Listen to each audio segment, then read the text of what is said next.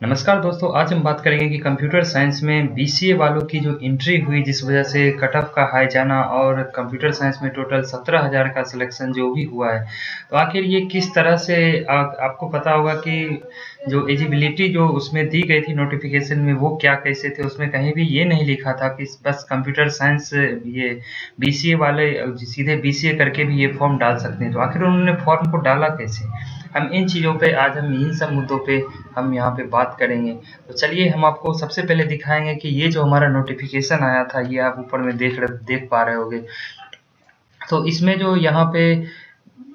Paper 2 के लिए जो क्वालिफिकेशन दिया गया था, इसमें अगर हम पेपर कोड 207 यानी कंप्यूटर साइंस की बात करें, तो यहाँ पे अगर आप इस चीज़ को पढ़ो कि a level of DOE EACC post graduate degree in any subject, तो यहाँ पे और करके दिया हुआ है फिर से जो BE in BTech computer science from recognised university. तो यहीं पे बीटेक वालों का कंप्यूटर साइंस जो मैंडेटरी किया गया है, रिकॉग्नाइज्ड यूनिवर्सिटी और इन इक्विवेलेंट डिग्री, यहाँ पे और इन इक्विवेलेंट डिग्री की बात की गई है, और डिप्लोमा फ्रॉम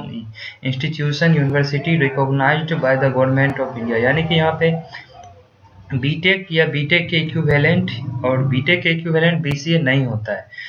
और यहाँ पे डिप्लोमा की बात की यानी पॉलिटेक्निक वालों की बात की गई है, वो भी इसमें एलिजिबल है। फिर यहाँ पे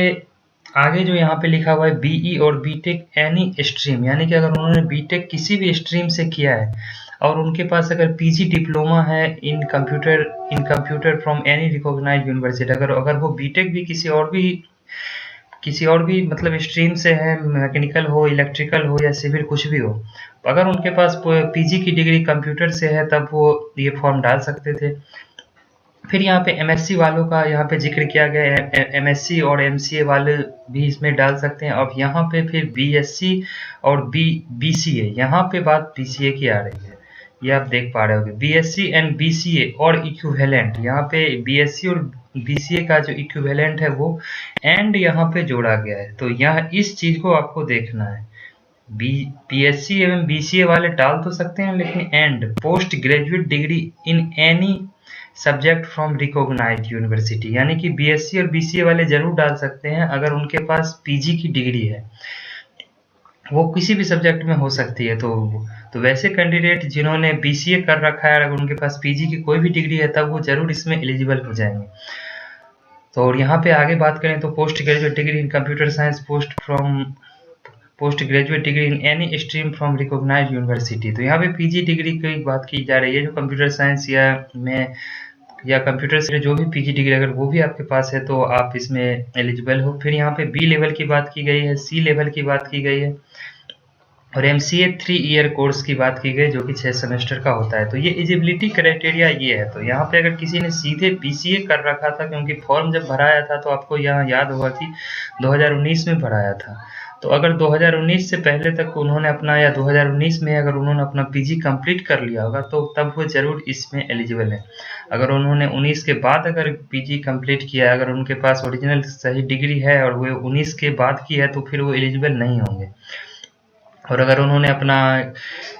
जो सर्टिफिकेट बनाने का प्रोसेस आपको पता होगा, बिहार या बाहर भी पैसे देके हो जाता है, जिसमें अगर आप डेट चाहो 2018-17 जब का मन हो डलवा लो। तो वैसे केस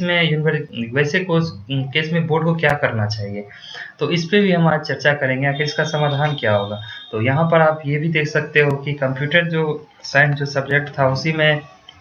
लिखा गया था कंप्यूटर साइंस विषय के अभ्यर्थियों के लिए बीएड की योग्यता अनिवार्य है। तो इसमें कंप्यूटर साइंस के लिए बीएड में जो बीसीए या जो भी पीजी की बात की गई विद में और बीटेक वालों के लिए, तो वहाँ पे बीएड की योग्यता अनिवार्य है ही नहीं, तो इसमें कुछ सोचना नहीं है। तो अब हम आगे बात करें तो आखिर उन्होंने फॉर्म डालते समय फॉर्म डाल कैसे लिया, तो इस चीज को हम देखते हैं जो आखिर कैसे कैसे बोर्ड ने फॉर्म उस टाइम डलवाया था। तो ये ठीक वही पेज है जब आप बिहार एसटीटी का फॉर्म डाल रहे थे, तो आपके सामने जब एजुकेशन क्वालिफिकेशन का डिटेल मांगा गया था तो उसमें आपका ये फॉर्मेट ठीक ऐसा ही था।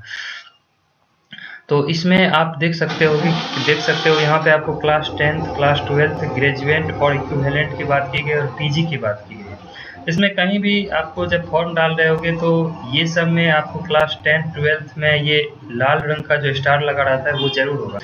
लेकिन यहाँ पे ग्रेजुएट वाले में यहाँ पे स्टार नहीं लगा हुआ था, पोस्ट ग्रेजुएट में स्टार नहीं लगा हुआ था। तो ये कहीं ना कहीं एक डेवलपर की भी मिस्टेक है, जिन्होंने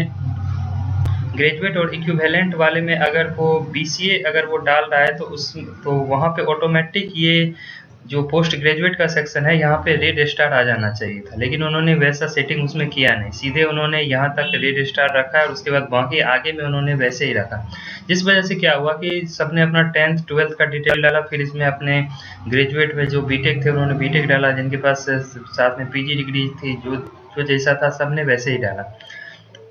ये जो फॉर्मेट था ये पेपर 1 और पेपर 2 दोनों के लिए था, तो इसमें कुछ सोचना नहीं है। तो फिर यहाँ पे क्या होता है कि जब बीसीए वाले यहाँ पे ग्रेजुएट वाले में अगर वो सेक्शन में वो अपना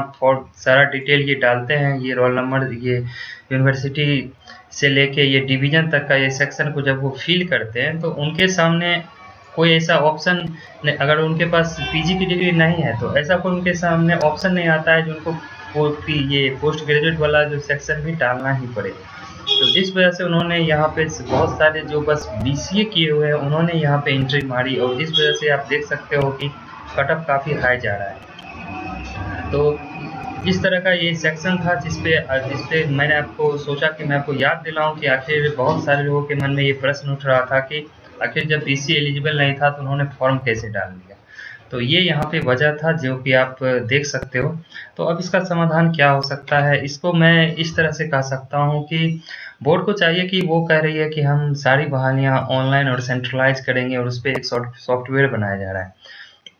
तो आपको पता होगा कि जब आप यूनिवर्सिटी या कोई भी कॉलेज इंस्टीट्यूशन वगैरह का नाम आप फिलिप करते हो तो एक तो ऑप्शन होता है कि आपका ये यूनिवर्सिटी नेम है, इसमें आप सीधे अपना डिटेल डाल दो। दूसरा एक ऑप्शन है कि ये तरीका होता है कि आपके सामने ये यूनिवर्सिटी नेम का ऑप्शन है और जब आप यहाँ पे एक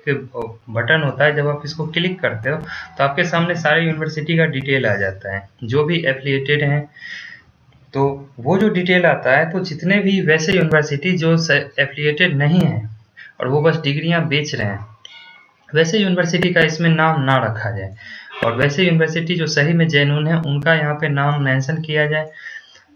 ताकि कुछ तो कैंडिडेट ऐसे होंगे जिन्होंने इधर उधर से अगर उन्होंने सर्टिफिकेट बना भी रखा होगा और अगर वो नाम इस यूनिवर्सिटी में आता ही नहीं है तो फिर वो ऐसे ही एलिमिनेट हो जाएंगे वहाँ पे। बाकी बहुत सारे कैंडिडेट ऐसे भी होंगे जो यूनिवर्सिटी जिनका नाम आता भी होगा वहाँ पे भी मैनेज किया जाता है। तो ये बात इस चीज़ से 100% एक्यूरेसी के साथ उन चीज़ों को बाहर नहीं किया जा सकता, लेकिन हाँ जिनका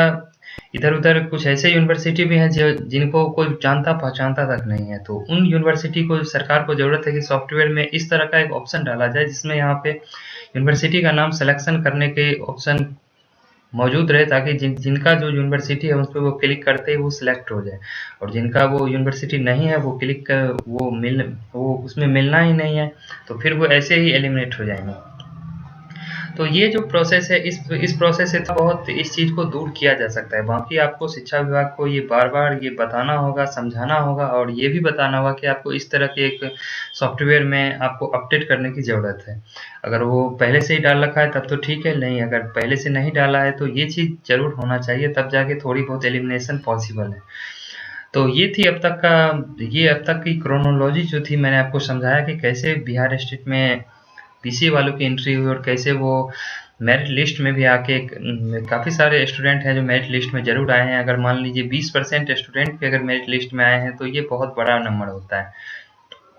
तो इस तरह से अगर हम बात करें तो ये एक तरीका है जो कि आप इस पे बोर्ड को ध्यान देना चाहिए।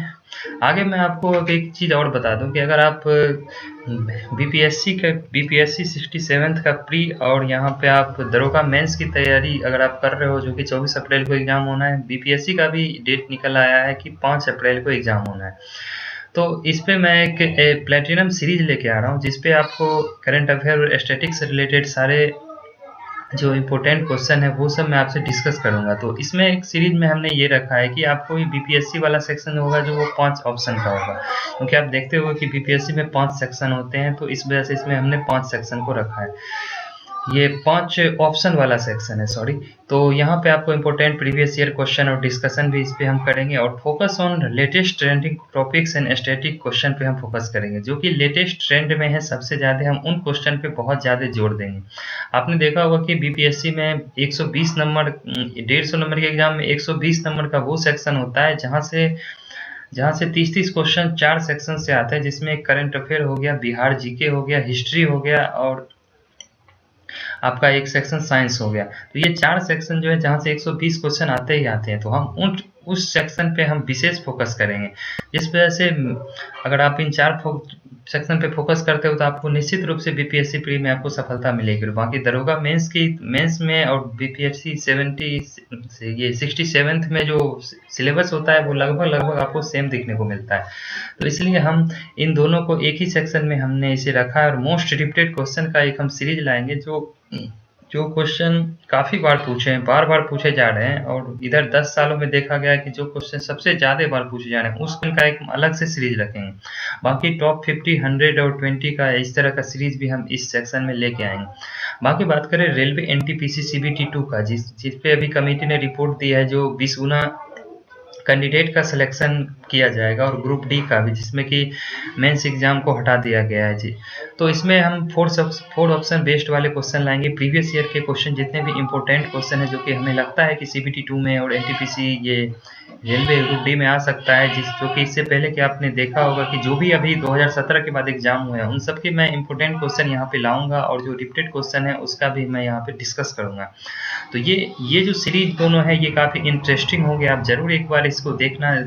देखिए। और आपको मैं निश्चित रूप से कह सकता हूँ कि आपको अगर ये दोनों आप सीरीज करते हैं तो आपका ये स्टैटिक और करंट अफेयर सीरीज से आपका 90% से ऊपर का आपका एक्यूरेसी लेवल अच्छा हो जाएगा। क्योंकि मैं जो आपको तरीका बताऊंगा, कुछ ऐसे तरीके हैं जिससे आप एक क्वेश्चन से लिंक करके 7-8 क्वेश्चन को आप लिंक करके याद रख सकते हो। बाकी जो ट्रिक होता है याद करने का या फिर जो भी इजी मेथड है वो सब हम आपसे डिस्कस करेंगे। और इस बीपीएससी वाले एग्जाम में हम आपको बिहार जीके का एक स्पेशल सीरीज लाएंगे, जिसमें आपको वो सारे क्वेश्चन का हम डिस्कस करेंगे जो मोस्ट प्रोबेबल हैं, जो आने वाले एग्जाम में आएंगे। तो इस चैनल पे आप नए हैं तो चैनल को जरूर सब्सक्राइब करें और अपने दोस्तों के साथ जरूर शेयर करें, जो भी बिहार दरोगा और ये बीपीएससी या रेलवे की तैयारी कर रहे हैं। तो इस चैनल को सब्सक्राइब करें, और आपको वीडियो अच्छा लगा हो तो जरूर लाइक करें। धन्यवाद।